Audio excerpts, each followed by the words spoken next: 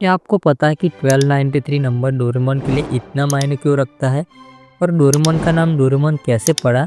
और जब वह येलो कलर का था तो वो ब्लू कलर का कैसे हो गया? और सबसे ज़रूरी, डोरेमोन के कान कहाँ गए?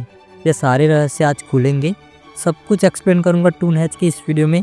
तो सब्सक्राइब करके इस वीडियो को हाइप कर दो, क्योंकि फ्यूचर में ऐसे ही कार्टून्स, एनिमेशन, ओरिजिन, एक्सप्लेनेशन और थ्योरीज से रिलेटेड वीडियो आपको मिलती रहेगी। तो बात है 1969 की, जब डोरेमोन का पहला मांगा पब्लिश हुआ था, जिसके राइटर थे फुजिको एफ फुजियो, जिन्होंने ही आगे चलकर डोरेमोन की कार्टून सीरीज बनाई। बात 60s की है। फुजिको अपने मांगा के लिए एक नया कैरेक्टर और कहानी ढूंढ रहे थे। तभी वह सोचते हैं कि काश मेरे पास एक टाइम मशीन होती, जिससे मैं फ्यूचर में जाता और देख सकता कि मैंने कैसी स्टोरी लिखी है। तभी उन्हें खिड़की के बाहर से बिल्ली की आवाज़ आती है। वह बाहर देखते हैं, फिर जैसे ही खिड़की बंद करके अंदर आते हैं तो उनका पैर एक खिलौने पर पड़ जाता है। और जैसे ही वह खिलौना उठाते हैं तभी सडनली उन्हें डोरेमोन का आइडिया आता है, जो एग्जैक्टली उस डॉल जैसा लग रहा था। फिर क्या था, लिख देते हैं कि ऐसी रोबोट की कहानी जो फ्यूचर से एक बेवकूफ़ बच्चे की नोबिता की हेल्प करने आता है। तो अब बात करते हैं डोरेमोन का नाम डोरेमोन कैसे पड़ा। तो राइटर की फेवरेट डिश ले लेते हैं डोरायाकी, जिसे हम डोराके के नाम से जानते हैं।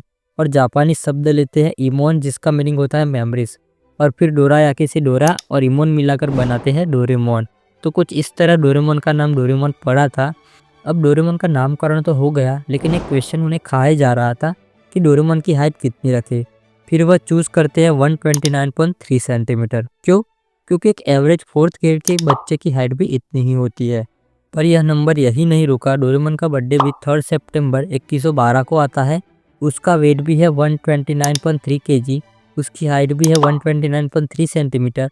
और यहाँ तक कि चूहे को देखकर भागने की स्पीड डोरेमोन की है 129.3 किलोमीटर पर आवर। तो 1293 सिर्फ एक नंबर नहीं है, डोरेमोन की पहचान है। चलो अब डोरेमोन की ओरिजिन स्टोरी या डोरेमोन को कैसे बनाया गया उसके बारे में बात करते हैं। तो बात है 22nd सेंचुरी की। मित्सुबिशी रोबोट फैक्ट्री में डोरेमोन को बनाया गया, लेकिन मैन्युफैक्चरिंग करते वक्त वो बहुत बड़ी हाइट से नीचे गिर जाता है, जिससे उसके अंदर मैन्युफैक्चरिंग फॉल्ट आ जाता है। इसलिए दूसरे रोबोट के कंपैरिजन में डोरेमोन स्लो होता है और उसकी इंटेलिजेंस भी नहीं बढ़ती। वह सिर्फ एक ही चीज़ में तेज था, वह था खाना। इसलिए उसे मंदबुद्धि के स्कूल में भेज दिया जाता है, जहाँ उसे दो रोबोट बहुत परेशान करते हैं और उसकी एक कैटरबॉक्स दोस्त भी होती है। तो फाइनल ईयर में डोरेमोन के स्कूल में रोबोट ऑडिशन होता है, जहाँ सारे रोबोट सिलेक्ट हो जाते हैं डोरेमोन को छोड़कर। इसलिए वह उदास होकर जाने ही वाला होता है, तभी एक बच्चा उसे सिलेक्ट कर लेता है और वह और कोई नहीं, नोबिता का पोता शिवासी होता है। तो अब बात करते हैं डोरेमोन के कान कहाँ गए।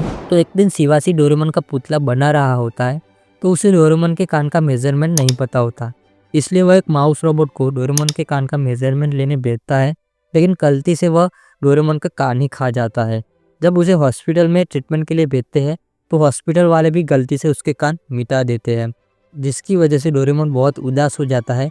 और यह सब भूलने के लिए डोरेमोन एक भूलने की दवाई लेता है, लेकिन गलती से वह रोने वाली दवाई खा लेता है, जिससे वह लगातार 3 दिन तक रोता रहता है, जिससे उसका येलो कलर भी निकल जाता है और ब्लू कलर का बन जाता है। यह सब देखकर शिवासी डोरेमोन की हेल्प करने के लिए उसकी बहन रोबोट खरीदता है, जिसका नाम होता है डोरामी। और फिर डोरामी डोरेमोन को सपोर्ट करती है। तभी शिवासी डोरेमोन को उसके दादाजी की हेल्प करने के लिए पास्ट में नोबिता के पास भेजता है। और आगे की कहानी तो आपको पता ही है। लेकिन क्या आपको पता है कि जब डोरेमोन पास्ट में गया था तो नोबिता के मम्मी पापा ने डोरेमोन पर अटैक किया था और वह उसे एक्सेप्ट करना नहीं चाहते थे।